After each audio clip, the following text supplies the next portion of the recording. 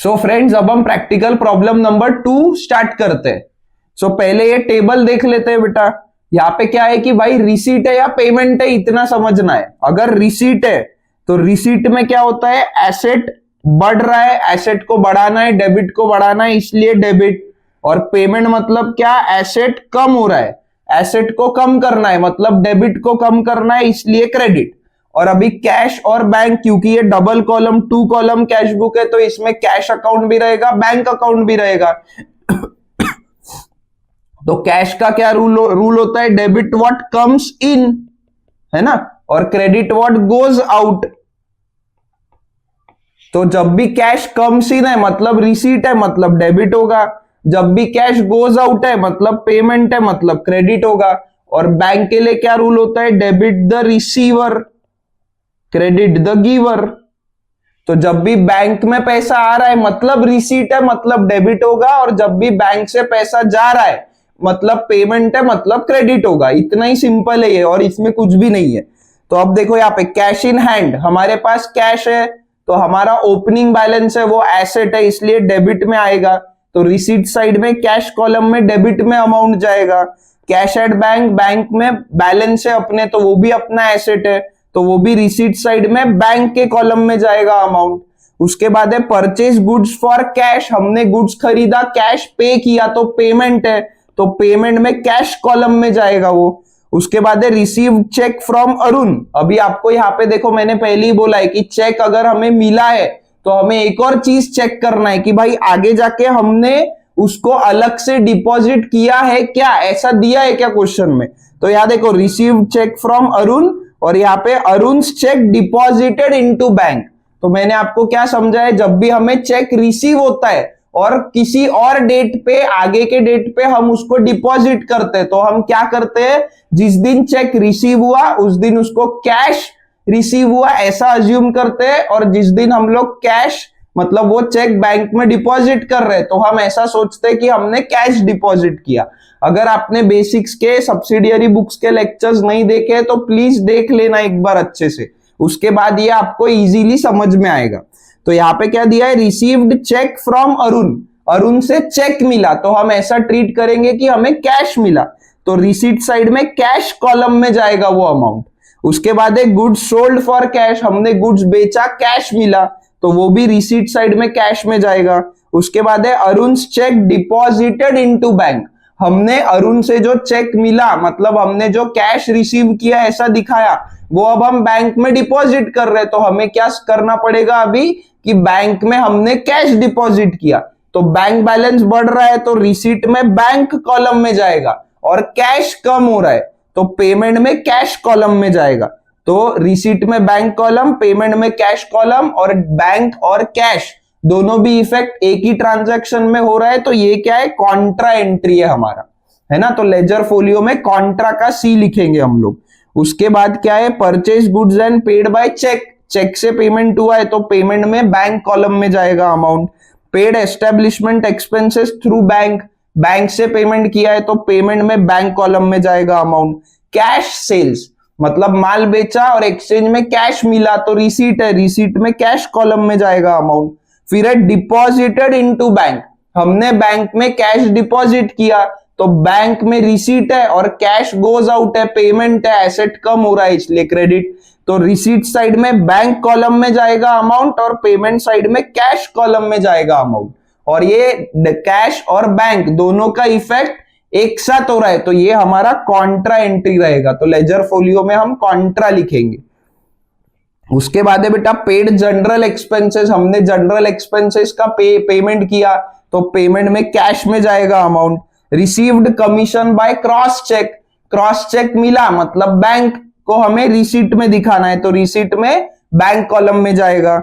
उसके बाद है पेड रेंट, रेंट का पेमेंट किया तो कैश में किया, तो पेमेंट में कैश कॉलम में जाएगा। Withdrew cash for personal use, personal use के लिए कैश निकाला तो पेमेंट में कैश कॉलम में जाएगा।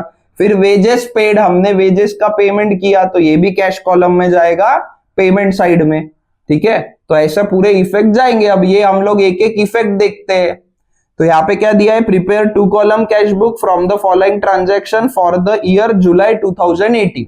पहला ट्रांजैक्शन है, मतलब ओपनिंग बैलेंस दिया है, cash in hand 17,500, cash at bank 5,000। So cash का बैलेंस और बैंक का बैलेंस दिया है, डबल कॉलम कैश बुक है। सो कैश एसेट है इसलिए वो डेबिट में जाएगा, तो रिसीट में जाओ, डेबिट में जाओ, कैश कॉलम में लिख दो 17,500। और बैंक भी यहाँ पे कैश एट बैंक है, मतलब ही बैंक बैलेंस है, मतलब एसेट है, मतलब ये भी डेबिट में जाएगा। तो रिसीट में जाओ, डेबिट साइड में जाओ, बैंक में लिख दो 5,000। हमेशा पहले आपको अमाउंट लिखना है, ये डेट और पर्टिकुलर्स बाद में लिखना है। और अगर आप ये डेट और पर्टिकुलर्स पे पहले ध्यान देते हो तो आपको कंफ्यूजन होता है, नहीं तो एक्चुअली अकाउंटिंग बहुत ज्यादा इजी है, कैश बुक बहुत ज्यादा इजी है, बट आपकी आदत है डेट पर्टिकुलर्स पे पहले ध्यान देने की, इसलिए गड़बड़ होती है। मैं हर लेक्चर में बार बार बोलता हूं कि बॉस पहले अमाउंट लिखो। एक बार आपने अमाउंट लिख दिया ना तो कोई कंफ्यूजन भी नहीं होता है और कोई गलतियां भी नहीं होती है। इतना बोलने के बाद में भी बच्चे सुनते नहीं, इसलिए मुझे इतने बार रिपीटेडली बोलना पड़ता है।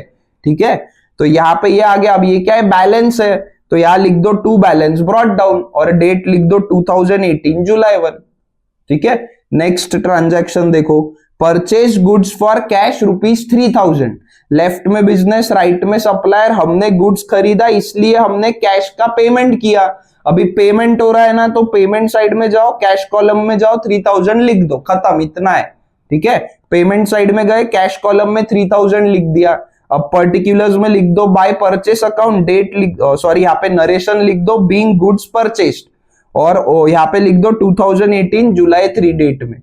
ठीक है, तो ये अभी मैंने बोला ना आपको, कैश बुक ये जर्नल लेजर दोनों का काम करता है, तो आपको यहाँ पे नरेशन लिखना कंपलसरी है। इसके बाद है फिर received cheque from Arun, Arun से चेक मिला और बाद में हमने उसको डिपॉजिट किया, तो हम ऐसा ट्रीट करेंगे कि भाई अरुण से हमें कैश रिसीव हुआ, तो कैश रिसीव हो रहा है तो रिसीट साइड में जाओ, कैश कॉलम में जाओ, 10,000 रुपीज लिख दो। यहाँ पे पर्टिकुलर्स में लिख दो टू अरुण अकाउंट, ब्रैकेट में being check received from Arun, जो क्वेश्चन में दिया है वही नरेशन में लिखना होता है, और फिर डेट लिख दो जुलाई 5। ठीक है, नेक्स्ट है फिर sold goods for cash ₹8,000। Left में बिजनेस, राइट में कस्टमर, हमने माल बेचा और हमें पैसा मिला, रिसीव हो रहा है कैश, तो रिसीट साइड में जाओ, कैश कॉलम में जाओ, 8,000 लिख दो। यहां लिख दो टू सेल्स, ब्रैकेट में being goods sold for cash, और डेट लिख दो जुलाई 8।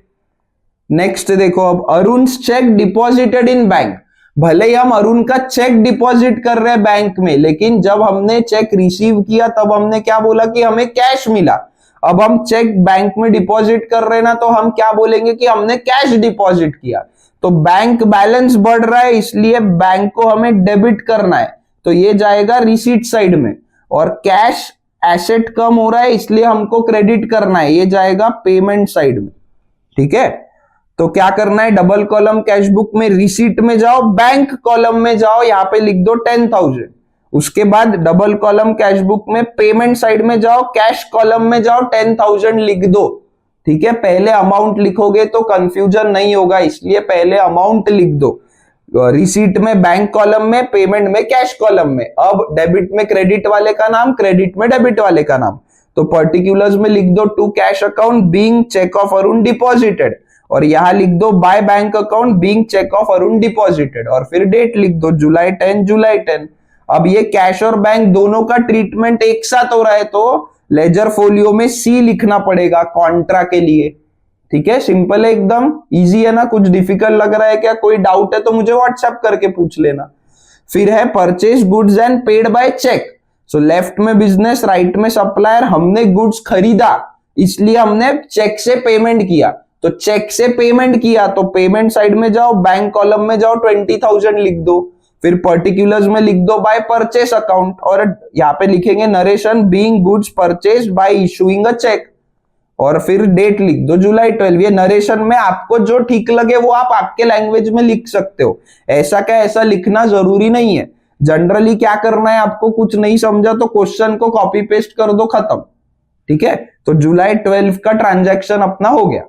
इसके बाद है बेटा paid establishment expenses through bank, सो लेफ्ट में बिजनेस, राइट में पर्सन, हमारा एस्टेब्लिशमेंट का खर्चा उसने किया, मतलब उसने हमको सर्विस दिया अपना बिजनेस को एस्टेब्लिश करने के लिए, और एक्सचेंज में हमने बैंक से पेमेंट किया, तो पेमेंट में जाओ और बैंक कॉलम में लिख दो 1000, पर्टिकुलर्स में लिख दो बाय एस्टेब्लिशमेंट एक्सपेंसेस अकाउंट, आपको पूरा लिखना है, मैंने शॉर्टकट यूज किया है। ब्रैकेट में लिखना है being establishment expenses paid by cheque और डेट लिख देना है जुलाई 15। ठीक है, नेक्स्ट देखो अब कैश सेल्स, तो लेफ्ट में बिजनेस, राइट में कस्टमर, हमने माल बेचा इसलिए हमको पैसा मिला, तो पैसा मिला ना तो रिसीट में जाओ, कैश कॉलम में जाओ 7000 लिख दो, पर्टिकुलर्स में लिख दो टू सेल्स अकाउंट, ब्रैकेट में being good sold for cash और जुलाई 18 का ट्रांजैक्शन है, ये लिख दिया। इसके बाद नेक्स्ट है डिपॉजिटेड इनटू बैंक ₹10,000, सो लेफ्ट में बिजनेस, राइट में बैंक, हमने बैंक को पैसा दिया, हमने कैश दिया तो कैश ये पेमेंट है इसलिए क्रेडिट होगा, एसेट कम हो रहा है। ठीक है, debit what comes in, credit what goes out, cash goes out है इसलिए क्रेडिट। फिर बैंक अकाउंट, रिसीट है, बैंक में पैसा आ रहा है तो ये रिसीट है, एसेट बढ़ रहा है इसलिए डेबिट होगा। Debit the receiver, bank receiver है इसलिए। तो डबल कॉलम कैश बुक में रिसीट साइड में जाएंगे, बैंक के कॉलम में 10,000 लिखना पड़ेगा, फिर पेमेंट साइड में जाके कैश के कॉलम में 10,000 लिखना पड़ेगा। इससे अपना अकाउंटिंग प्रॉपर हो गया। अब क्या करना है, डेबिट में क्रेडिट वाले का नाम, क्रेडिट में डेबिट वाले का नाम, तो यहां लिख दो टू कैश अकाउंट, ब्रैकेट में being cash deposited in bank, और पेमेंट में लिख दो, सॉरी यहाँ पे जुलाई 20, यहां लिख दो by bank, being cash deposited in bank और जुलाई 20। डेट लिख दिया, पर्टिकुलर्स लिख दिया, नाम और नरेशन लिख दिया, लेकिन पहले हमेशा क्या करना है आपको, अमाउंट लिखना है। और उसके बाद में क्या करते हैं हम लोग, कॉन्ट्रा लिखते हैं, कॉन्ट्रा का सी लेजर फोलियो में लिखते हैं। क्यों, क्योंकि कैश और बैंक दोनों का ट्रांजैक्शन, दोनों का इफेक्ट ये एक ही ट्रांजैक्शन में है इसलिए। उसके बाद है बेटा पेड जनरल एक्सपेंसेस ₹500, लेफ्ट में बिजनेस, राइट में कोई तो भी पर्सन, कुछ तो भी उसने हमारे लिए काम किया इसलिए हमने पैसा दिया। पेड जनरल एक्सपेंसेस मतलब पैसा दिया तो पेमेंट है, तो पेमेंट साइड में जाओ, कैश कॉलम में 500 लिख दो, पर्टिकुलर्स में लिख दो by general expenses account, bracket में लिखो बीइंग जनरल एक्सपेंसेस पेड। ठीक है, बीइंग पेड जनरल एक्सपेंसेस नहीं, बीइंग जनरल एक्सपेंसेस पेड, और डेट लिख दो जुलाई 24। नेक्स्ट देखो अब received commission by cross cheque, cross cheque से मिला मतलब बैंक से मिला, सो लेफ्ट में बिजनेस, राइट में सर्विस रिसीवर या फिर पर्सन। अब ये रिसीव्ड कमीशन मतलब क्या, हमने उसका कोई तो भी काम किया इसलिए उसने हमें पैसा दिया, तो हमारे पास बैंक में रिसीट हो रहा है, तो रिसीट में जाओ, बैंक कॉलम में जाओ, 6000 लिख दो, फिर पर्टिकुलर्स में लिखो टू कमीशन अकाउंट, ब्रैकेट में being commission received by cheque और डेट लिख दो जुलाई 27। नेक्स्ट देखो अब पेड रेंट, रेंट का पेमेंट किया, लेफ्ट में बिजनेस, राइट में लैंडलॉर्ड, हमने जगह लिया किराए पे। ठीक है, हमने रेंट पे जगह लिया इसलिए हमने कैश पे किया, तो ये कैश पेमेंट है, तो पेमेंट में जाओ, कैश कॉलम में जाओ, 2000 लिख दो, फिर यहां लिख दो पर्टिकुलर्स में बाय रेंट अकाउंट, ब्रैकेट में बीइंग रेंट पेड और डेट लिख दो जुलाई 29। नेक्स्ट देखो अब withdrew cash for personal use, personal use के लिए कैश निकाला, तो किसने निकाला, ओनर ने निकाला, सो हमने ओनर को पर्सनल यूज के लिए कैश पे किया। अब कैश पे हो रहा है, पेमेंट है, तो पेमेंट में जाओ, कैश कॉलम में जाओ, 1200 लिख दो, फिर यहां लिख दो बाय ड्रॉइंग्स अकाउंट, ब्रैकेट में being amount withdrawn for personal use और डेट लिख दो जुलाई 30।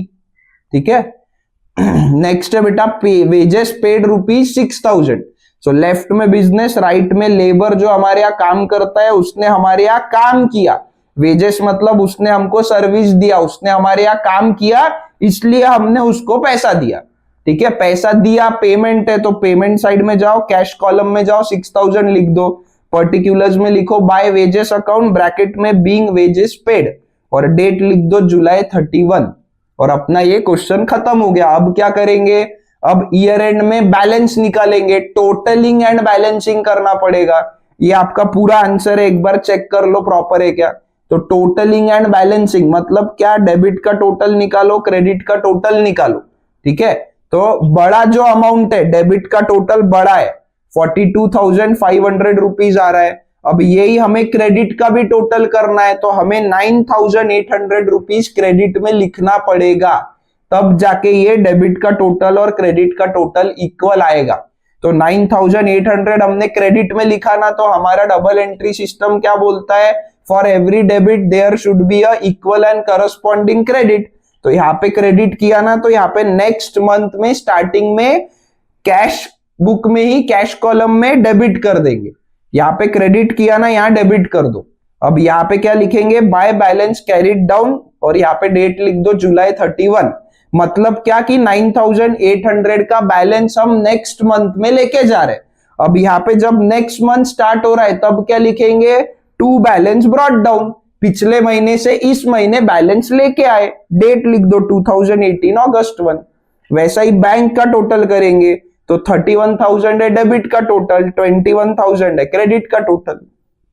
सो क्रेडिट का टोटल छोटा है, अभी मंथ एंड में अपने को डेबिट और क्रेडिट को इक्वल करना है, तो इक्वल करने के लिए 10,000 हमको बैंक में क्रेडिट में लिखना पड़ेगा, तब जाके ये इक्वल होगा।